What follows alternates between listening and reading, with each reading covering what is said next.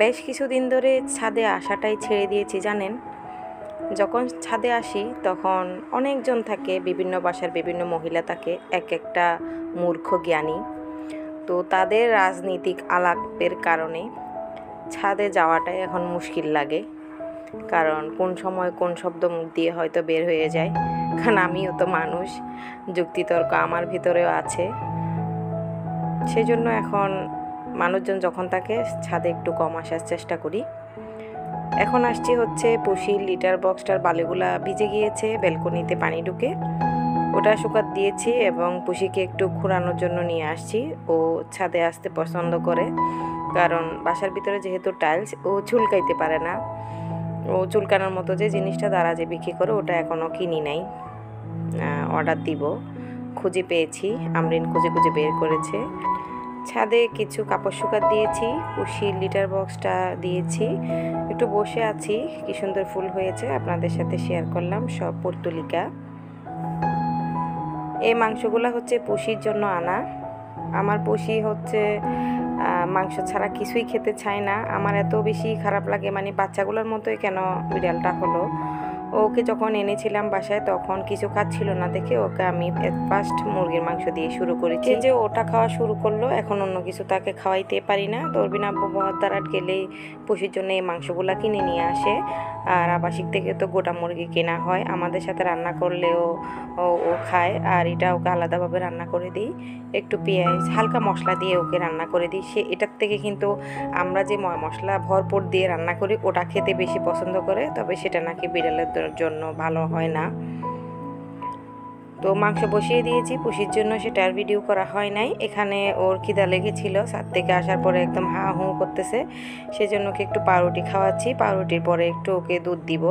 এখন নীল কাটারটা নিয়েছি ওর নখগুলা কেটে দিব বলে। বাইরে গিয়ে খেয়াল করলাম ওর নখগুলা লম্বা লম্বা হয়ে গিয়েছে। তো নখ লম্বা হলে কিন্তু ময়লা জমে যায় নখে, সেই জন্য ওকে আমি প্রতি সপ্তাহে একবার করে নখ কেটে দিই অরবিন আমরিনদের সাথে। ওর জন্য আলাদা নীল কাটার এখনও কিনি নাই।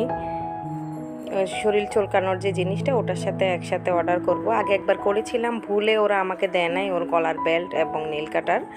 তো এর মধ্যে টাকাগুলো তো রিটার্ন করে দিয়েছে ওরা আমাকে, সেজন্য আর সময় সুযোগ হয় নাই দেশের বিভিন্ন পরিস্থিতির কারণে। এখন আবার অর্ডার দিতে হবে নতুন করে। তো নখ কাটতে এসে দিচ্ছিল না, ও ঘুমানোর পরে কিন্তু নখটা বিশেষ করে কাটতে পারি।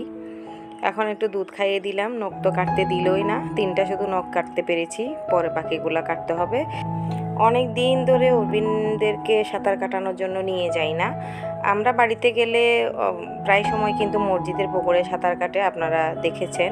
নিলয় নোয়াসির কিন্তু অনেক দিন ধরে সাঁতার কাটছিল না, কারণ নিলয়ের দাদুর বাড়িতে পুকুর আছে, ওখানে আপা ভয় পায় বা পানি নোংরা এই টাইপসের কিছু একটা হবে, সেজন্য তারা সাঁতার কাটতে পারে না। সে যে শিখেছিল অনেক দিন আগে একবার গিয়েছিলাম পুকুরে, এর মধ্যে আর যাওয়া হয় নাই। তো সেই জন্য চিন্তা করলাম আজকে বাচ্চাগুলোদেরকে একটু নিয়ে যাই, সাঁতার কাটিয়ে আনি। পুকুরটা বেশি দূরে না, আমাদের এখানে আশেপাশে আছে। চট্টগ্রামে যারা বহদ্দারহাটের ওইদিকে আছেন ওনারা চিনবেন, এটা হচ্ছে চৌধুরী বাড়ির পুকুর। এই পুকুরটাতে ওরা সাঁতার শিখেছিল করোনাকালীন। ঘরে যখন বসেছিলাম তখন বাচ্চাদেরকে এই একটা ভালো কাজই আমরা করিয়ে নিতে পেরেছিলাম তখন। আর এখন তো ঘরে বসে থাকলে আমি বাগানের কাজ করি, আপনারা আমার ভিডিওতে দেখতে পেয়েছেন। তো পুকুরটা বিশাল বড়, পাটানিয়াগুদার ওইদিকে এই পুকুরটা, চৌধুরী বাড়ি বলে, খতিব বাড়ির পেছনে এই গ্রামটা। তো এখানে চৌধুরী বাড়ি শুনে আসছি, এটার আর কোনো নাম আছে কিনা জানি না। এই বিশাল পুকুরটার মধ্যে আমরা সাঁতার কাটাইতে মাঝে মাঝে ওদেরকে নিয়ে আসতাম, বেশ কিছুদিন ধরে আসি নাই। তো আজকে যেহেতু সুযোগ পেয়েছি একটু সাঁতার কাটাইতে নিয়ে আসলাম। দুপুর টাইমে একটু মানুষজন থাকে বিদায় দুপুরের দিকে এখানে আসতে ভালো লাগে, কারণ বাচ্চারা পুকুরে নামে, আশেপাশে মানুষ থাকলে একটু সেফ অনুভব করি। আমরিন সাঁতার এখনও কাটতে জানে না, সে সিঁড়িতে এভাবে বসে থাকে। বাড়িতে গেলেও মসজিদের পুকুরে ঠিক এভাবে ও বসে থাকে।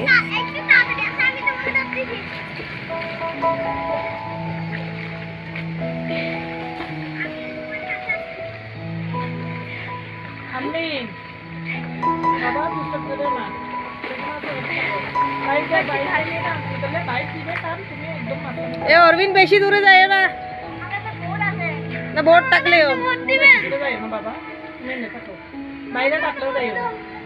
বাইরে টান দিলে তুমি মাঝখানে চলে যাবে বাইরে হাত ধরে টান মারবে আসি যাও বোর্ড নিয়েও মাঝখানে চলে গেছে ওই নীলয় নীলে বেশি পায়ের পানি ছিটাই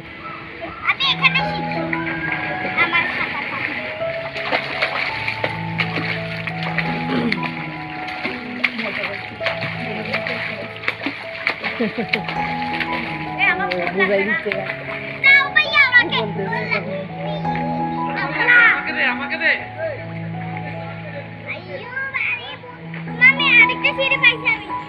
তো নাম না আরো 2-3 সিঁড়ি যাবে